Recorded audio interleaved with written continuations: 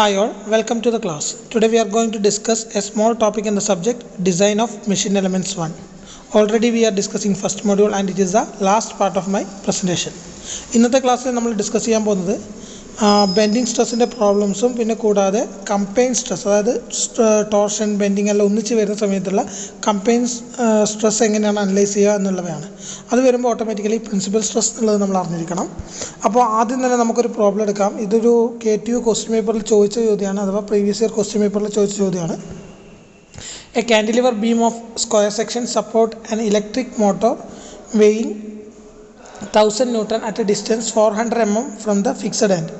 If the allowable stress of beam material is 100 Newton per mm square, determine the section of beam.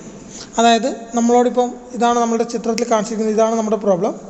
ഇവിടെ fixed പോയിൻ്റിൽ നിന്ന് 400 mm അകലത്തിൽ ഒരു 1000 newton act ചെയ്യുന്നുണ്ടെന്നാണ് പറഞ്ഞത്. ഇതൊരു square സെക്ഷനാണ്, അഥവാ BH എന്നുള്ളത് എടുക്കുകയാണെങ്കിൽ രണ്ടും ഈക്വൽ ആയിരിക്കും. B = H ആണ് വരിക. അങ്ങനെ വരുമ്പോൾ നമുക്ക് നോർമലി തന്നിരിക്കുന്ന ഡാറ്റാസ് ആദ്യം എടുത്തെഴുതണം. ഇപ്പോൾ തന്നിരിക്കുന്ന ഡാറ്റാസ് എന്ന് പറയുമ്പോൾ ഇതിൻ്റെ അകത്ത് ഫോഴ്സ് അഥവാ വെയിറ്റ് തന്നിട്ടുണ്ടാവും, that is 1000 newton and sigma 100 newton per mm square ആണ്. ഇത് രണ്ടും അറിയാമെങ്കിൽ ഓട്ടോമാറ്റിക്കലി നമുക്ക് ഇവിടെ വരുന്ന മൊമെൻറ്റ് കണ്ടുപിടിക്കാം, ബെൻഡിങ് മൊമെൻറ്റ് കണ്ടുപിടിക്കാം. ദാറ്റ് ഈസ് ഇവിടെ വരുന്ന ലോഡ് അഥവാ അത് F നോ W നോ നോട്ട് ചെയ്യാം. That is M = W × L. That will be 1000 × 400 = 4 × 10⁵ newton mm. ഇതാണ് നമ്മളുടെ ബെൻഡിങ് മൊമെൻറ്റ് അല്ലെങ്കിൽ M വരുന്നത്. അതേപോലെ നമുക്കറിയാം സ്ക്വയർ സെക്ഷൻ ആയതുകൊണ്ട് അല്ലെങ്കിൽ റെക്റ്റാങ്കിൾ സെക്ഷൻ്റെ movement of inertia I BH³/12 ആണ്.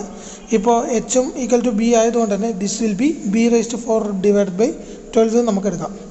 അതേപോലെ ഇതിൻ്റെ പകുതിക്കാണ് ഡിസ്റ്റൻസ് y വരിക, ദാറ്റ് ഈസ് H/2. H/2 എന്ന് പറഞ്ഞു കഴിഞ്ഞാൽ ദാറ്റ് വിൽ ബി B/2 ആണ്.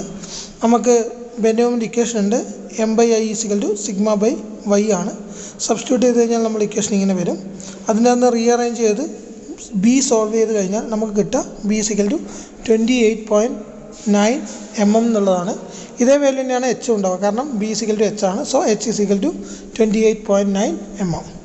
ഇതാണ് ആ പ്രോബ്ലത്തിൻ്റെ ആൻസർ. പിന്നെ വരുന്നതാണ് പ്രിൻസിപ്പൽ സ്ട്രെസ്സസ്.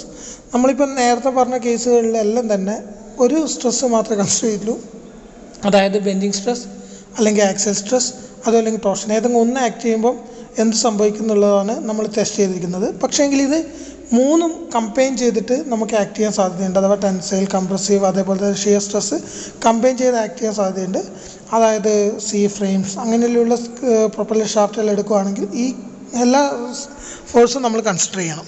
അതുകൊണ്ട് നമുക്ക് പ്രിൻസിപ്പൽ സ്ട്രെസ് എന്നുള്ളൊരു സ്റ്റാറ്റസിലേക്ക് പോകാം. പ്രിൻസിപ്പൽ സ്ട്രെസ് കണ്ടുപിടിക്കാനുള്ള ഇക്വേഷൻ മാക്സിമം ടെൻസൈൽ സ്ട്രെസ് ആണെങ്കിൽ σT max എന്നാണ് നമ്മൾ എഴുതുക. That is = σT / 2 plus 1/2 × √σT² plus 4 × T⁻² എന്നുള്ളതാണ് വരിക. അതേപോലെ കംപ്രസീവ് ആണെങ്കിൽ ഈ ഇക്വേഷനിൽ വലിയ വ്യത്യാസമില്ല, σTക്ക് പകരം σC യൂസ് ചെയ്യും എന്നുള്ളതാണ്. ഇക്വേഷൻ എല്ലാം സെയിം ആണ്. അതേസമയം ടോമാക്സിൻ്റെ ഇക്വേഷൻ എന്ന് പറഞ്ഞു കഴിഞ്ഞാൽ ഈ ഫൈനലി വരുന്ന ഈ സൈഡായിരിക്കും, that is 1/2 σT² plus 4 × T². അല്ലെങ്കിൽ ഇവിടെ σCയും വരാം, അത് കംപ്രസീവ് ആണോ അതേപോലെ ടെൻസൈൽ ആണോ എന്നുള്ളത് ഡിപ്പെൻഡ് ചെയ്തിട്ടാണ് ഈ ഇക്വേഷൻ വരിക. ഇത്രയായി കഴിഞ്ഞാൽ നമുക്കൊരു പ്രോബ്ലം ചെയ്ത് നോക്കാം. കമ്പൈൻഡ് വരുന്ന ഒരു പ്രോബ്ലമാണ് നമ്മൾ ചെയ്യാൻ പോകുന്നത്. അതിന് വേണ്ടിയിട്ട് നമ്മൾ ഹോളോ ഷാഫ്റ്റിൻ്റെ പ്രോബ്ലം എടുത്തിരിക്കുന്നത്. A hollow shaft of outer diameter 40 mm and inner diameter 25 mm is subjected to a twisting moment of 120 Newton meter. Simultaneously, it is subjected to axial thrust of 10 kilonewton and bending moment 80 Newton meter. ഇത് വെച്ചിട്ടാണ് നമുക്ക് maximum compressive സ്ട്രെസ്സും അതേപോലെ തന്നെ shear സ്ട്രെസ്സും കണ്ടുപിടിക്കേണ്ടത്. അതിന് വേണ്ടി നമുക്ക് ആദ്യം എന്തൊക്കെ തന്നിരിക്കുന്നത് നോക്കാം. ട്വിസ്റ്റിംഗ് മൂവ്മെൻറ്റ് എന്ന് പറഞ്ഞാൽ ടോർഷനാണ്. ഇതിൻ്റെ അകത്ത് നമുക്ക് പൊതുവെ ടോയാണ് കിട്ടുക. ഷിയറിങ് വരുമ്പോഴാണ് ടോർഷൻ വരുന്നത്. അതേസമയം ആക്സിയൽ ലോഡും ബെൻഡിങ് മൂവ്മെൻറ്റും കാരണം നമുക്ക് ഉണ്ടാകാൻ പോകുന്നത് നോർമൽ കംപ്രസീവ് സ്ട്രെസ് തന്നെയാണ് ഉണ്ടാവുക. ഇതിപ്പം ആക്സിയൽ ലോഡ് ഔട്ട്വേർഡ് ആണോ ഇൻവേർഡ് ആണോ പറഞ്ഞിട്ടില്ല. സോ ഇത് രണ്ടും നമുക്കൊരു കംപ്രസീവ് കൺസിഡറേഷൻ തന്നെ എടുക്കാം, കാരണം കണ്ടുപിടിക്കാൻ പറഞ്ഞിരിക്കുന്നത് കംപ്രസീവ് സ്ട്രെസ്സാണ്. സോ നമുക്ക് തന്നിരിക്കുന്ന ഡാറ്റാസ് എഴുതി വെച്ച് കഴിഞ്ഞാൽ outer diameter 40 mm, inner diameter 25 mm, torque 120 Newton meter, അതായത് MM ലേക്ക് മാറ്റിക്കഴിഞ്ഞാൽ 120 × 10⁻³ അതേപോലെ axial load 10 kilonewton and that is 10 into 10 raised to 3 Newton, and bending moment M is equal to 80 Newton meter ആണ്, that will be 80 into 10 raised to 3 Newton mm. ഇത്രയും കിട്ടിക്കഴിഞ്ഞാൽ നമ്മൾ ആദ്യം ചെയ്യേണ്ടത് ഇതിൻ്റെ area of cross section കാണലാണ്. Area of cross section നമുക്കറിയാം π/4 DO square minus DI square എന്നുള്ളതാണ് നോർമലി ഹോളോ ഷാഫ്റ്റിൻ്റെ ഏരിയ കണ്ടുപിടിക്കാനുള്ള ഇക്വേഷൻ. അതിൻ്റെ അത് ഔട്ടർ ഡയമീറ്ററും ഇന്നർ ഡയമീറ്ററും സബ്സ്റ്റിറ്റ്യൂട്ട് ചെയ്ത് കഴിഞ്ഞാൽ ഓട്ടോമാറ്റിക്കലി നമുക്ക് അതിൻ്റെ ഏരിയ കിട്ടും, ദാറ്റ് ഈസ് 766 mm സ്ക്വയർ. അത്രയും കിട്ടിക്കഴിഞ്ഞാൽ അടുത്തത് നമുക്ക് ഡയറക്റ്റ്ലി സ്ട്രെസ് കണ്ടുപിടിക്കാം, അഥവാ എക്സൽ ലോഡ് കാരണം ഉണ്ടാകുന്ന സ്ട്രെസ്. എക്സൽ ലോഡ് 10 kilonewton ആണ്. സോ P/A എന്നുള്ള ഇക്വേഷൻ വെച്ചിട്ട് നമുക്ക് ആക്സൽ ലോഡ് കണ്ടുപിടിക്കാം, that is 10 into 10 raised to 3 divided by 766, that is 13.05 Newton/mm square, അല്ലെങ്കിൽ അതിനെ നമുക്ക് മെഗാ പാസ്കൽ എന്ന് പറയാം. ഇങ്ങനെയാണ് നമ്മൾ ആക്സൽ ലോഡ് കാരണമുള്ള കംപ്രസീവ് സ്ട്രെസ് കണ്ടുപിടിക്കുന്നത്. ഇനി നമുക്ക് ബെൻഡിങ് മൊമെൻറ്റ് കാരണമുള്ള കംപ്രസീവ് സ്ട്രെസ് കണ്ടുപിടിക്കണം. അതിന് വേണ്ടിയിട്ട് നമുക്ക് M/Z എന്നുള്ള ഇക്വേഷൻ ഉപയോഗിക്കാം. അതിന് സെഡിന് ഡയറക്റ്റ്ലി നമുക്ക് സെക്ഷൻ മോഡുലസ് എന്ന് പറയാം. സെക്ഷൻ മോഡുലസ് എന്നുള്ളത് നമ്മളെ നേരത്തെ പറഞ്ഞിരിക്കുന്ന ബെൻഡിങ് മൊമെൻറ്റും വൈയും തമ്മിലുള്ള റിലേഷനാണ്. അത് നമ്മൾ നേരത്തെ ഡിസ്കസ് ചെയ്തിട്ടുണ്ടായിരുന്നു. ഒരു ഹോളോ ഷാഫ്റ്റ് ആണെങ്കിൽ അതിൻ്റെ സെക്ഷൻ മോഡുലസിൻ്റെ equation Z is equal to π/32 DO raised to 4 minus DI raised to 4 divided by DO എന്നാണ് ഉണ്ടാവുക.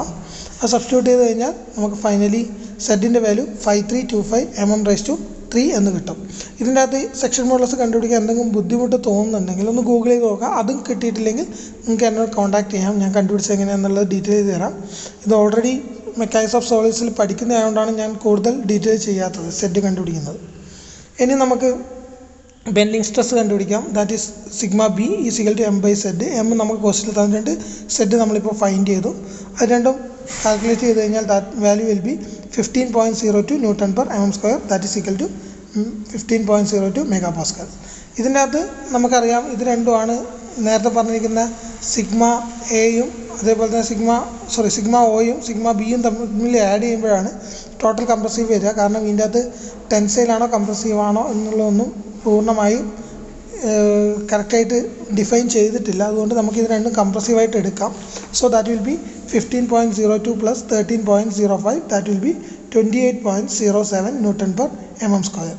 ഇനി നമുക്ക് ഇതിൻ്റെ അകത്ത് വരുന്ന അഥവാ ഷിയർ സ്ട്രെസ് കണ്ടുപിടിക്കണം. ഷിയർ സ്ട്രെസ് കണ്ടുപിടിക്കാൻ വേണ്ടിയിട്ട് നമുക്ക് അറിയാവുന്ന ഒരു ഇക്വേഷനാണ് torque T is equal to π/16 τ into DO raised to 4 minus DI raised to 4 divided by DO. ഇതാണ് നോർമൽ ടോർഷൻ ഇക്വേഷൻ കിട്ടുന്ന ഇക്വേഷനാണ്. അതിൻ്റെ അകത്ത് എല്ലാ വാല്യൂസും സബ്സ്റ്റിറ്റ്യൂട്ട് ചെയ്ത് കഴിഞ്ഞാൽ ടോൻ്റെ വാല്യൂ നമുക്ക് കണ്ടുപിടിക്കാൻ പറ്റും, that will B 11.27 Newton/mm square, അല്ലെങ്കിൽ 11.27 മെഗാ പാസ്കൽ. ഇത്രയും കിട്ടിക്കഴിഞ്ഞാൽ നെക്സ്റ്റ് സ്റ്റെപ്പ് നമുക്ക് മാക്സിമം കംപ്രസീവ് സ്ട്രെസ് കണ്ടുപിടിക്കാൻ വേണ്ടി നേരത്തെ നമുക്ക് കംപ്രസീവ് സ്ട്രെസ്സിൻ്റെ ഒരു ഇക്വേഷൻ ഞാൻ കാണിച്ചിട്ടുണ്ടായിരുന്നു പ്രിൻസിപ്പൽ സ്ട്രെസ്സിൻ്റെ അകത്ത്. അതിൻ്റെ അകത്ത് σC മാക്സിൻ്റെ ഇക്വേഷൻ എടുക്കുക. അതിൻ്റെ അകത്ത് ഈ കിട്ടിയിരിക്കുന്ന വാല്യൂസ് എല്ലാം തന്നെ സബ്സ്റ്റിറ്റ്യൂട്ട് ചെയ്ത് കഴിഞ്ഞാൽ ഡയറക്റ്റ്ലി നമുക്ക് ഫൈനൽ വാല്യൂ കിട്ടും. അതേപോലെ ഷിയർ സ്ട്രെസ്സിൻ്റെ ഇക്വേഷനിൽ സബ്സ്റ്റിറ്റ്യൂട്ട് ചെയ്ത് കഴിഞ്ഞാൽ മാക്സിമം ഷിയർ സ്ട്രെസ് നമുക്ക് ഫൈൻഡ് ചെയ്യാൻ പറ്റും. ഇതാണ് കമ്പൈൻഡ് സ്ട്രെസ്സസ് സോൾവ് ചെയ്യാനുള്ളൊരു മെത്തേഡ്.